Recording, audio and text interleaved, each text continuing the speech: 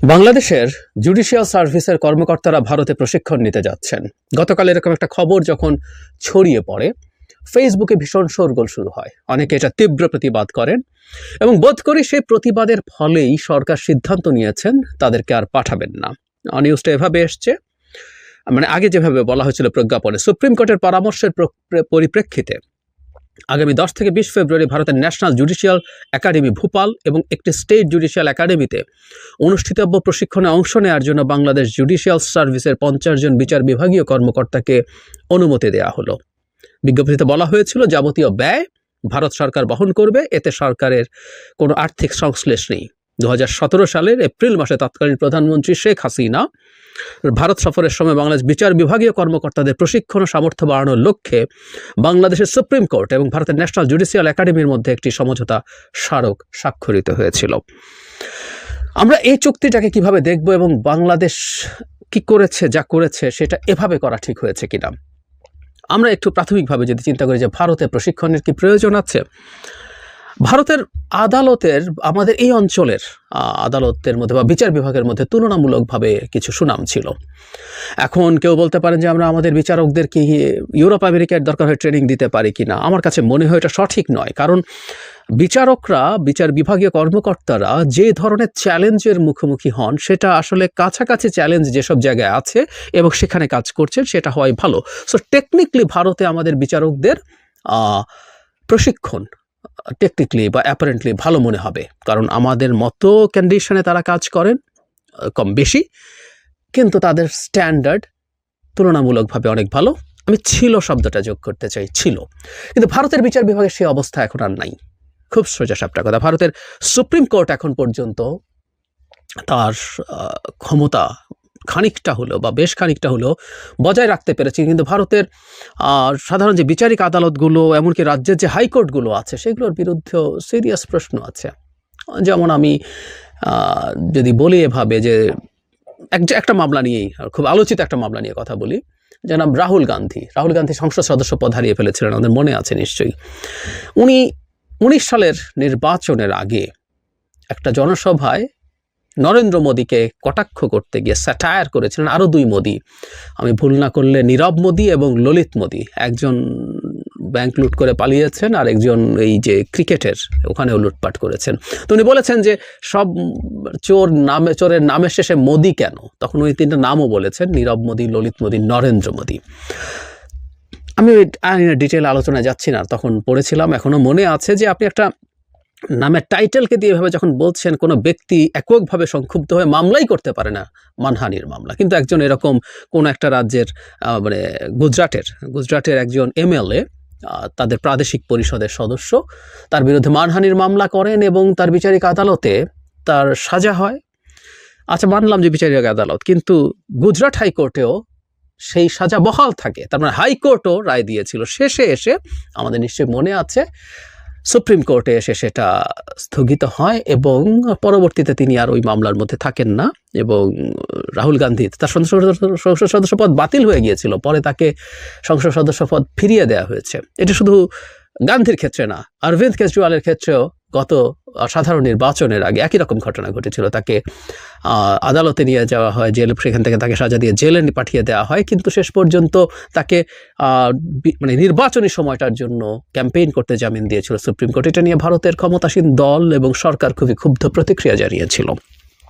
তার মানে আমরা যেটা বলতে চাইছি, ভারতের বিচার বিভাগের ওপরেও সুপ্রিম কোর্টের বাইরে, সুপ্রিম কোর্টও একেবারে বাইরে আছে কিনা এসব প্রশ্ন আছে। বিশেষ করে মিস্টার রঞ্জন গগৈ যখন সুপ্রিম কোর্টের প্রধান বিচারপতি ছিলেন, উনি আসামিয়া, উনি পরবর্তীতে রাজ্যসভার সদস্য হয়েছেন বিজেপির টিকেটে, এবং তাদের যে ওখানে নাগরিকপঞ্জি হয়েছিল সে সময়কার রায়ের ক্ষেত্রেও তার অন্যায় প্রভাব ছিল, এই অভিযোগ আছে। ফলে ভারতের সর্বোচ্চ আদালতও প্রশ্নের মধ্যে পড়া শুরু করেছে। তো এখন প্রশ্ন হচ্ছে, আমাদের বিচারকরা সেখানে গিয়ে আসলে কি শিখবেন?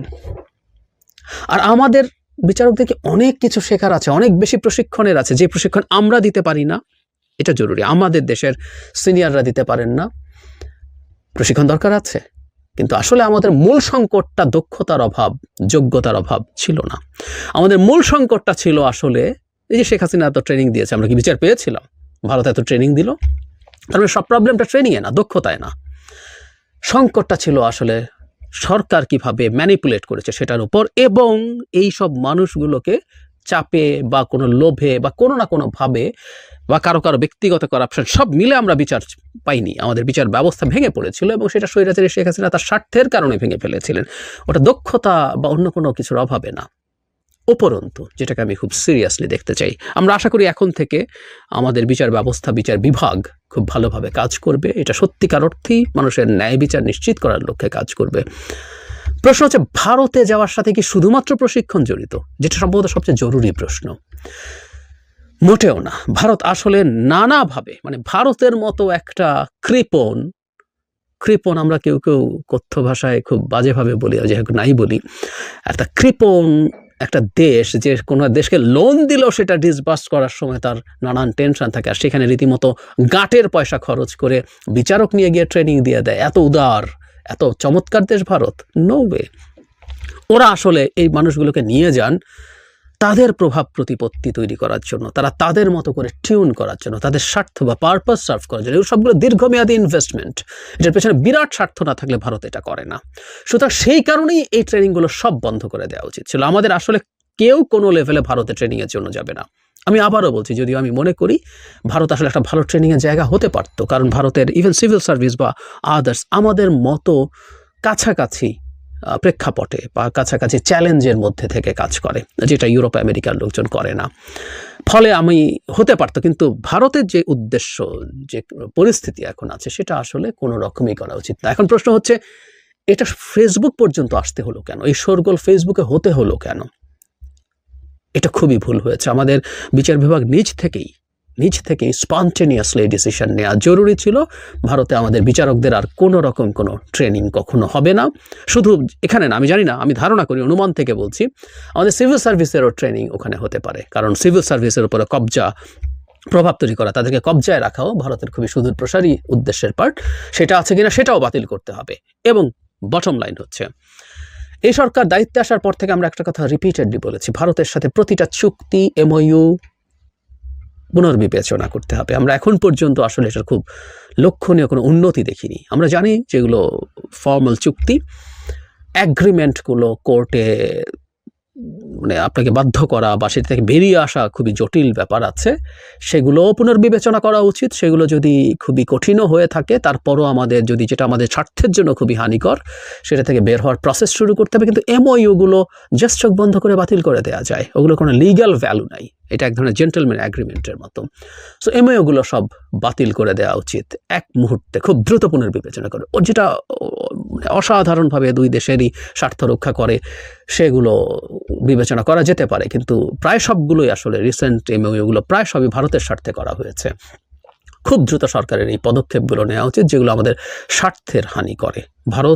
এটা ভারতের সাথে সম্পর্ক খারাপ করার প্রশ্ন না, এটা হচ্ছে আমাদের সম্পর্কের রিঅ্যালাইনমেন্ট, যেটা আমরা প্রায় বলি। ভারতকে মেনে নিতে হবে শেখ হাসিনার সময় তারা যেভাবে যা যা পেয়েছে, চাহিবা মাত্র, সেটা এই বাংলাদেশে আসলে আর হবে না। এই সরকার শুধু না, ভবিষ্যতে যে কোনো সরকারের কাছেও আমি বারবার বলছি, এই সরকারের কিছু বেঞ্চমার্ক সৃষ্টি করে যাওয়া দরকার। এবং এই সরকারের বেঞ্চমার্ক সৃষ্টি করা তুলনামূলকভাবে সহজ, কারণ তাদের কোনো রাজনৈতিক অ্যাম্বিশন নেই, তাদের আবার ক্ষমতায় আসতে হবে না। তাদের এই বিবেচনায় তারা এই চুক্তিগুলোকে এমন জায়গায় করবেন যাতে ভবিষ্যতে যে রাজনৈতিক সরকার আসবে, তারা কোনো চাপে বা কোনো তদবিরে বা কোনো বেনিফিটের বিনিময়ে ভারতের সাথে অন্যায় কোনো চুক্তি বা মেমোরেন্ডাম অব আন্ডারস্ট্যান্ডিংয়ে, সমঝোতা স্মারকে যাতে যেতে না পারে, সেই বেঞ্চমার্ক তৈরি করতে হবে।